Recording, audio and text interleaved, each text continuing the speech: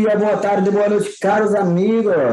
Vamos dar continuidade ao nosso curso de Direito do Consumidor. E hoje iremos estudar a famosa publicidade enganosa, que muitos leigos a mencionam como propaganda enganosa. Temos que lembrar que o Código de Proteção e Defesa do Consumidor não tutela propaganda. E, na verdade, a palavra correta, a origem é da publicidade, porque a publicidade ela tem o principal objetivo de fazer um convite, um anúncio, para chamar o consumidor destinatário final desse anúncio, com o intuito de fazer com que o mesmo adquira um produto e adquira um serviço. Então, a publicidade enganosa, que é a que iremos estudar hoje, ela tem um conceito que a gente vai estudar já dentro dessa aula, dentro do Código de Proteção e Defesa do Consumidor, que ele traz, em um artigo, o conceito. E a publicidade enganosa, na sua natureza, ela veicula ao consumidor uma mensagem falsa, senhores, induzindo dessa forma o consumidor a erro. Vamos perceber que ela se origina em uma veiculação, uma publicidade que menciona fatos falsos que, dessa forma, induzem o consumidor a erro. Então, nesse sentido, vamos compartilhar a nossa tela para iniciarmos o primeiro tópico desta aula. Primeiro tópico, senhores, vamos lá. Vamos estudar hoje a famosa publicidade enganosa. Em regra, fala-se em propaganda enganosa, como já dito, é um termo atécnico, mas aqui temos que nos concentrar no termo correto, que é a publicidade enganosa.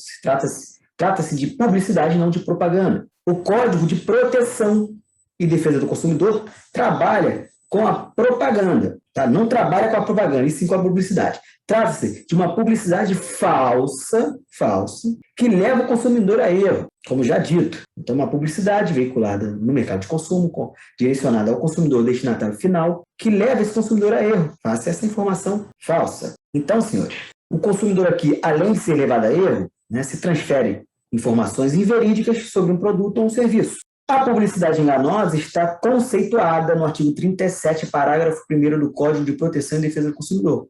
Então, agora vamos estudar a fundo o conceito que o Código traz para nós. Então, vamos abrir o artigo 37, parágrafo 1º do CDC. Vamos lê-lo. Artigo 37. É proibida toda publicidade enganosa ou abusiva. Parágrafo 1º. É enganosa, que é a publicidade que estamos estudando hoje, publicidade enganosa, qualquer modalidade de informação ou comunicação de caráter publicitário, inteira ou parcialmente falsa, ela pode ser inteiramente falsa ou até parcialmente falsa, ou por qualquer outro modo, mesmo por omissão, também por omissão, ela pode ser enganosa, capaz de induzir em erro o consumidor a respeito da natureza, características, qualidade, quantidade, propriedades, origem, preço e quaisquer outros dados sobre produtos e serviços. Então, senhores, publicidade enganosa, trocando em miúdos, mensagem destinada ao consumidor, que é o receptor dessa mensagem, veiculada mediante uma publicidade realizada pelo outdoor, pela publicidade em uma emissora, por e-mail, por WhatsApp, que dentro dessa publicidade, por serem destinadas mensagens de caráter falso, inverídico, mensagens inverídicas, levam esse consumidor a erro. Senhores. Então, para a publicidade ser enganosa, ela tem que ser capaz, senhores, de levar o consumidor a erro. Ponto. Então, preste atenção. Basta existir a capacidade de levar o consumidor a erro para ela ser enganosa. Mesmo que esse erro, no caso concreto, não existe. Mesmo que esse erro não se verifique no caso concreto. Então, basta analisar a condição que essa mensagem tem de levar o consumidor a erro, mesmo que no caso concreto não exista erro. Então, aqui a doutrina consumerista afirma que a análise da enganosidade se dá em abstrato, é justamente esse momento. Se dá em abstrato, por que, Sincurá?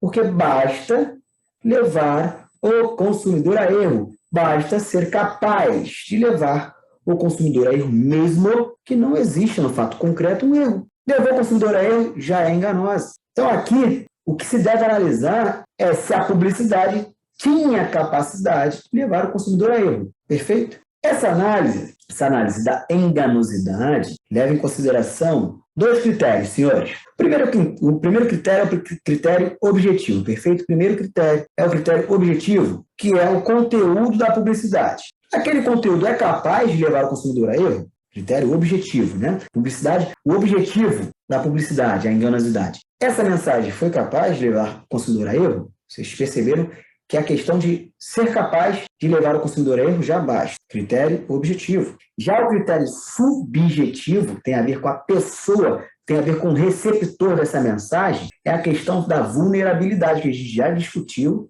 como princípio. O consumidor é a parte frágil, vulnerável, e aqui essa vulnerabilidade ela vai mais a fundo, porque a vulnerabilidade aqui do público-alvo daquela publicidade tem a ver com a sua capacidade intelectual, sua capacidade, seu nível de escolaridade, sua capacidade de compreensão, nível de renda, né? Muitas vezes a pessoa que com rendas baixas, né, não tem um nível intelectual bem apurado, são vulneráveis. Então aqui a gente tem que analisar dois critérios. O objetivo, se a mensagem ela é capaz por si só de induzir qualquer consumidor a erro, ponto. E se, porventura, o caráter subjetivo que agrava essa situação de ser destinada a um público-alvo vulnerável.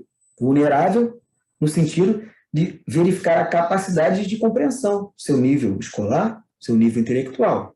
Então, temos que prestar atenção nesses dois critérios para configurar a enganosidade da publicidade. Perfeito? Isso aqui ficou claro, né? Bom, segundo tópico desta aula, senhores. Em termos de responsabilidade, porque a publicidade ela é veiculada e ela gera responsabilidade, principalmente quando induz o consumidor a erro. Então, a responsabilidade aqui é bom que fica claro o seguinte: o fornecedor anunciante responde de forma objetiva, regra geral adotada pelo Código de Defesa do Consumidor. Se a publicidade enganosa lesou o consumidor de alguma forma, ou seja, existe um dano provado, ele foi induzido a erro, ele causando um dano, o fornecedor responde de forma objetiva. Tá? Então, responde de forma objetiva. Vamos bater de novo, vamos lembrar. O que se trata? Responsabilidade objetiva, senhores. Não se discute culpa na conduta. Basta ver a ação ou omissão. Se agiu com culpa ou não, ou seja, os três pressupostos da culpa. Se agiu com negligência, imperícia ou imprudência, ou seja, a falta de dever de cuidado, pouco importa. A responsabilidade aqui é objetiva. Basta comprovar a conduta, a ação ou omissão e o dano, e o nexo causal. Perfeito? E mais dentro dessa questão, a doutrina ainda aponta 4 formas de publicidade enganosa. Perfeito? 4 formas. A primeira forma de publicidade enganosa é a publicidade enganosa comissiva. Comissiva inteiramente ligada com a ação. É o tipo de publicidade que incita o consumidor ao erro, por ação. Ele leva, é uma atitude, mediante uma ação, que induz o consumidor a erro. Como anunciar que um relógio é a prova d'água, quando na verdade não é. É uma atitude de anunciar, de veicular essa mensagem falsa para o consumidor, fazendo com que ele adquira, tá, esse produto, e quando ele vai realizar a prova fática de, né, se o relógio é realmente a prova d'água ou não, ele verifica que não é. A publicidade enganosa induziu e levou o consumidor a erro, fez com que ele adquirisse um produto que não corresponde com o que se anuncia na publicidade. E essa aqui é a primeira modalidade, publicidade enganosa por ação, comissiva. A segunda, senhores, modalidade de publicidade é a publicidade enganosa omissiva. Omissão, omissiva, omissão. Esse tipo de publicidade enganosa se refere à omissão da informação. Há uma omissão, uma inexistência de uma informação essencial para um produto ou um serviço. Essa informação deveria estar, e de forma proposital, porque o fornecedor ele visa lucro, a publicidade visa lucro. Então, o fornecedor, tentando ludibriar o consumidor, ele omite uma informação essencial, tá? Induzindo o consumidor dessa forma a erro, tá? Porque ele adquire um produto ou um serviço, mas se essa informação existisse no produto, provavelmente ele não iria adquirir. Então, aqui há uma publicidade enganosa por omissão. E quando há omissão na publicidade, senhores, e ela sendo enganosa, aqui, 100% das vezes, haverá um dolo do fornecedor. por mais que seja responsabilidade aqui objetiva, não se discuta conduta culposa, muito menos dolosa, quando há, na prática, a publicidade por omissão, a publicidade enganosa por omissão, há um dolo. Há um dolo. Um exemplo, quando um consumidor passa mal por não poder ingerir glúten e essa informação, esse componente que deveria estar no produto, há uma omissão dessa informação no produto. Então, o consumidor, quando ele compra o produto, ele analisa e verifica, bom, aqui não tem glúten, vou adquirir. Quando ele consome, dá uma reação no seu organismo, ele é intolerante, então gera uma intolerância, ele vai para o hospital e constata na análise médica, com o laudo médico, que esse produto existia glúten e se configura aí uma propaganda enganosa por omissão, porque o fornecedor do produto, na sua embalagem, não informa essa questão que é uma informação essencial, que deveria constar nos componentes como informação, em caráter informativo do produto. Tá? Terceiro tópico, terceira modalidade de publicidade enganosa, senhores. Terceira modalidade de publicidade enganosa. Publicidade enganosa, parcialmente falsa. É aquele ditado, quem conta um conto, aumenta um ponto. O que seria isso, senhor Corá? Nesse caso, a publicidade fornece algumas informações parcialmente falsas sobre o produto ou serviço. Vamos lá. Podemos citar um exemplo aqui. Uma empresa que anuncia que seu liquidificador tem X funcionalidades, tá? X funcionalidades, enquanto na realidade possui somente Y. Está com aquela ponto um conto e aumenta um ponto. Está aumentando a característica do seu produto, está promovendo o seu produto. Informa que ele tem qualidade X, quando na verdade não tem. Isso tudo está majorando as qualidades do produto para vendê-lo. Então, aqui, a publicidade é parcialmente falsa, porque metade dessa informação é verdadeira. O liquidificador ele produz isso e aquilo, mas ele aumenta um ponto aqui. Para dar uma credibilidade maior ao seu produto, ele informa uma parte da publicidade, ele aumenta de forma inverídica, incluindo uma mensagem falsa para promover o seu produto, com o intuito de vender. Então, aqui a mensagem é parcialmente falsa. Contando um conto, aumenta-se um ponto do ditado. Perfeito? A quarta modalidade de publicidade é aquela inteiramente falsa. É o tipo de publicidade na qual os produtos e serviços possuem informações totalmente falsas sobre eles, senhores.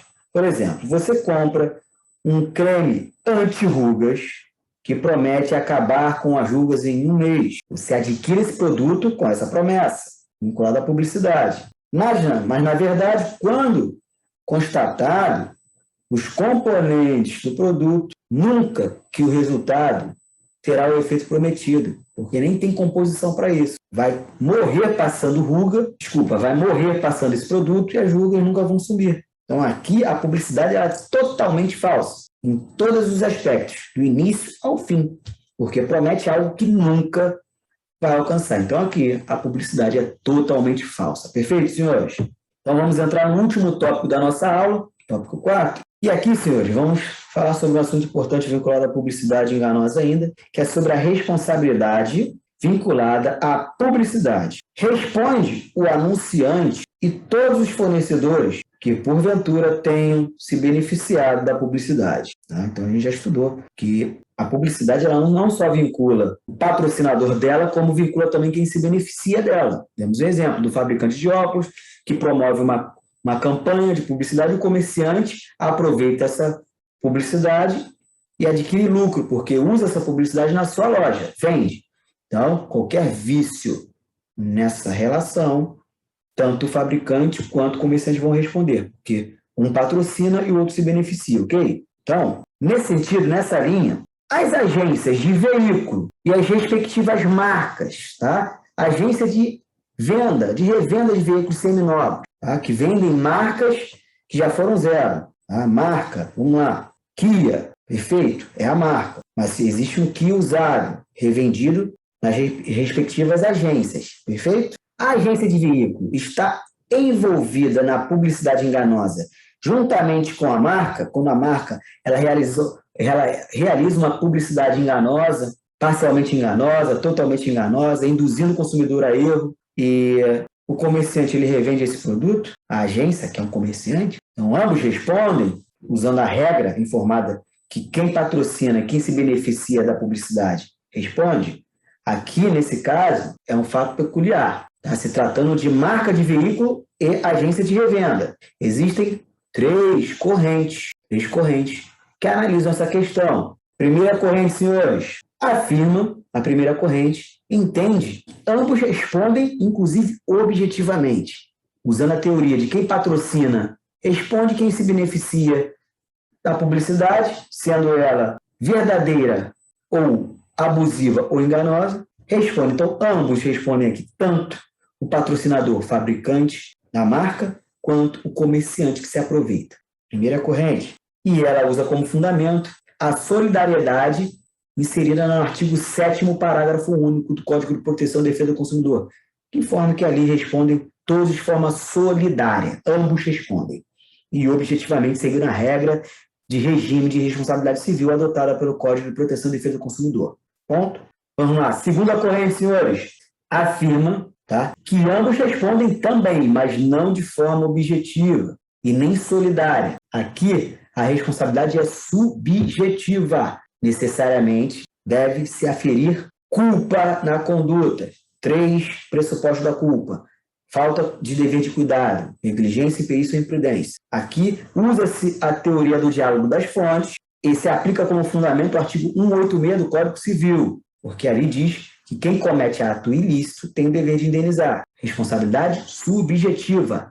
Aqui tem que se identificar a culpa na conduta, mas ambos respondem, perfeito? E uma terceira corrente, para efeitos de concurso, para efeitos de prova, né, é necessário entender essa situação. Corrente essa adotada pelo STJ em alguns julgados, dando exemplo aqui, RESP 604.172 de São Paulo, e ele diz o seguinte nessa RESP, que não respondem em conjunto. Aqui ele usa a regra de que quem patrocina se vincula na responsabilidade. Somente quem patrocina a publicidade responde. Então, aqui o comerciante, no caso, a agência, não responderia conjuntamente. Tá? Então, aqui a responsabilidade é somente de quem patrocina.